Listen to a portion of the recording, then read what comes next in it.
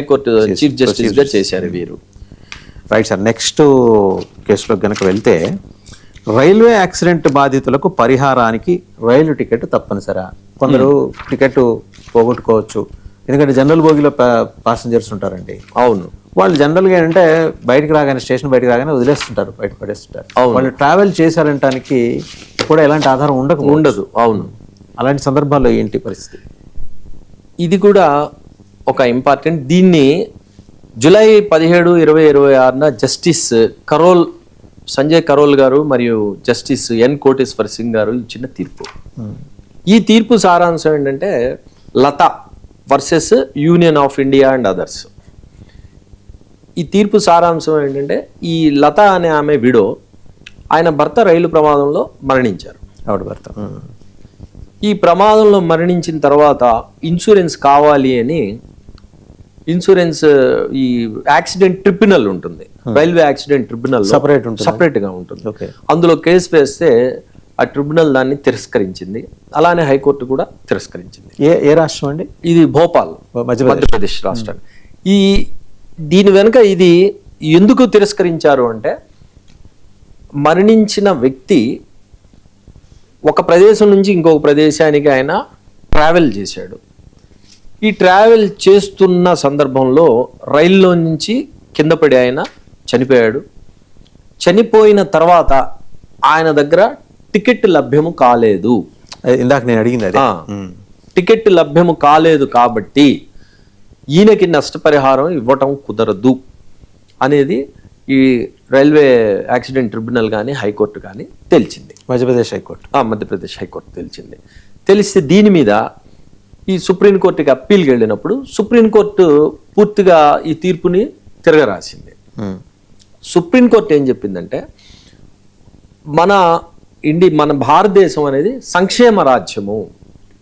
మనం రాజ్యాంగం ప్రకారం చూసుకుంటే కనుక మంది సంక్షేమ రాజ్యము, వెల్ఫేర్ స్టేట్. మనం ఇది వెల్ఫేర్ స్టేట్ కాబట్టి యాక్సిడెంట్ అయినప్పుడు ఇలా నష్టపరిహారం ఇవ్వాలి అనేది ఇది సంక్షేమానికి సంబంధించిన చర్య, ఇది వ్యాపారానికి సంబంధించింది కాదు.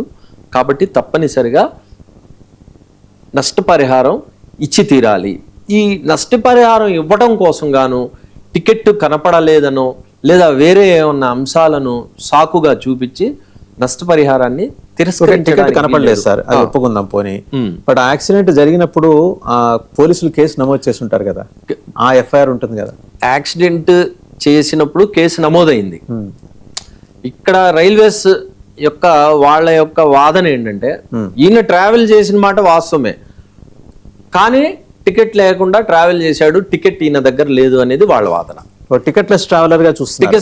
టికెట్లెస్ ట్రావెలర్ అవమానించడం కదా అది. అయితే దానికి జడ్జి గారు ఏం చెప్పారంటే, టికెట్ లెస్సా టికెట్తో ట్రావెల్ చేశాడా అని చూడాల్సిన బాధ్యత మీది. ఈరోజు రైళ్ళన్నీ చూస్తే చాలా రద్దీగా ఉంటున్నాయి, మీ చెకింగ్ వ్యవస్థ కూడా సరిగ్గా లేదు, మీరు చెకింగ్ చేయలేదు.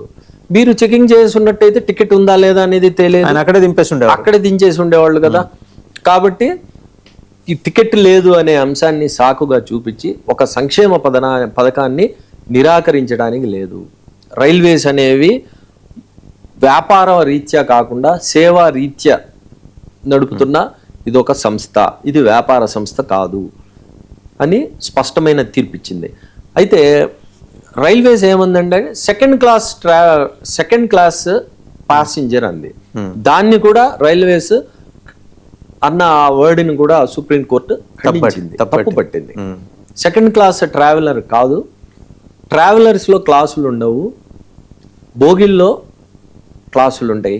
First class, second class, third class అనేది బోగి తప్పనిచ్చి ట్రావెలర్ కాదు. ట్రావెలర్స్ అందరూ ఒకేలాగా ఉంటారు. ట్రావెలర్స్ చెప్తుంటే హ్యూగెట్ స్కెల్ అనే ఒక ఫేమస్ సైకాలజిస్ట్ అండి, ఆయన చెప్పింది గుర్తొస్తుంది. All are not equal in always, but they are equal as humans. అందరూ అన్ని విధాలు సమానం కాకపోతే, కానీ సమానంగా అందరూ మానవులే. అది ఆయన అదే చెప్పారు, అందరూ ట్రావెలర్సే, అందరూ సమానం, కానీ వారు ఎక్కుతున్న ఏ క్లాస్ మటుకు అది వేరు.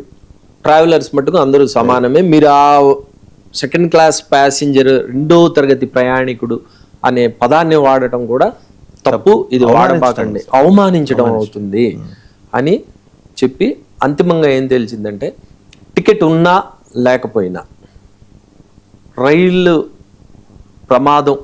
ప్రమాదం జరిగిన రైల్లో నుంచి ప్రమాదవశాత్తు పడిపోయి చనిపోయిన నష్టపరిహారానికి అర్హులే. ఎందుకంటే ఆ చనిపోయిన వారి తరఫున వాళ్ళు ఒక అఫిడవిట్ ఇస్తారు, కోర్టులో ప్రమాణపత్రం దాఖలు చేస్తారు ఇలా జరిగింది అని. వాళ్ళు ట్రావెల్ చేస్తూ ఇలా ప్రమాదం జరిగి చనిపోయారు అని ఇది ఇచ్చినప్పుడు, ప్రమాణపత్రం ఇచ్చినప్పుడు అది కరెక్ట్ కాదు అని హేతుబద్ధంగా చెప్పాల్సిన బాధ్యత రైల్వేస్ది. అంతేగాని ఇలా టెక్నికాలిటీని చూపించి